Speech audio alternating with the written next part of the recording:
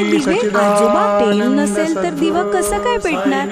अध्याय 5 मध्ये असं लिहिलंय की बाबांना मशिदीत दिवे लावण्याची खूप हौस होती. रोज संध्याकाळी ते वाण्यांकडे तेल मागायला जायचे. पण एक दिवस सर्व वाण्यांनी मिळून एक कट रचला. त्यांना वाटलं आज या बाबाला तेल द्यायचं नाही. बघूया हा दिवे कसे लावतो. बाबा जेव्हा तेल मागायला गेले तेव्हा वाण्यांनी साफ नकार दिला. बाबा शांतपणे आपल्या मशिदीत परतले. वाण्यांना वाटलं आज मशीद अंधारात राहील. पण शिर्डीमध्ये पहा झाली धमाल, साक्षात्काराने केली कमाल. बाबांनी त्या कोरड्या पणत्यांमध्ये वाती घातल्या. मग हातातील डब्यातलं उरलेलं थोडंसं तेल प्राशन केलं आणि त्या डब्यात साधं पाणी भरलं. ते पाणी त्यांनी पणत्यांमध्ये ओतलं आणि बाळा जशी काडी लावली तसा चमत्कार घडला.